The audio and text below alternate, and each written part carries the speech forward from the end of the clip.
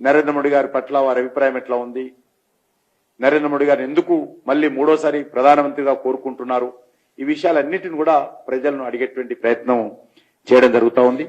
Everyday యాత్ర 2 లేక 3 అసెంబ్లీలు cover చేసే విధంగా యాత్రలకు రూపకల్పన చేయడం జరిగింది.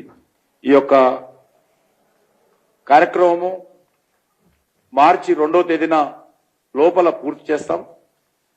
ఆ రకంగానే మా యొక్క కార్యాచరణ ప్రణాళిక రూపొందించుకోవడం జరిగింది.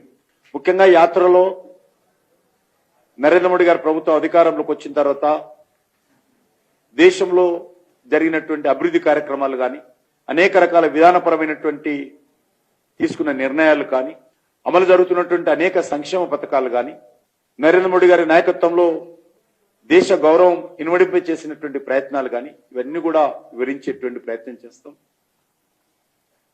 ఆ దిశలోనే, ఎందుకంటే ఇది పూర్తి స్థాయిలో జాతీయ స్థాయి ఎన్నికలు, కేంద్ర ప్రభుత్వానికి సంబంధించినటువంటి ఎన్నికలు, ఈ దేశానికి ఎవరు ప్రధానమంత్రిగా ఉండాలో నిర్ణయించేటువంటి ఎన్నికలు. ఏ పార్టీ అయితే దేశానికి మేలు జరుగుతుందో, ఏ నాయకుడైతే ప్రధానిగా అయితే దేశ ప్రజలు మేలు జరుగుతుందో దానికి సంబంధించినటువంటి ఎన్నికలు కాబట్టి మా ప్రచారం అంతా కూడా దానిపైన ప్రధానమైనటువంటి దృష్టిని కేంద్రీకరిస్తాం. అదే స్థాయిలో రాష్ట్రంలో ఈ యొక్క 2 పార్టీల వైఫల్యాలు, టీఆర్ఎస్ ఏ రకంగా 10 సంవత్సరాలు మోసం చేసింది,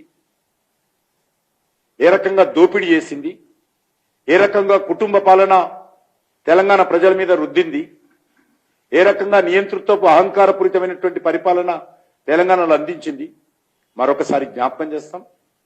అదేవిధంగా కాంగ్రెస్ పార్టీ గత 75 సంవత్సరాలుగా ఈ దేశంలో అవినీతి కుంభకోణాలకు ఏ రకంగా పాల్పడింది, ప్రజాధనాన్ని కాంగ్రెస్ పార్టీ ఏ రకంగా దోపిడీ చేసింది,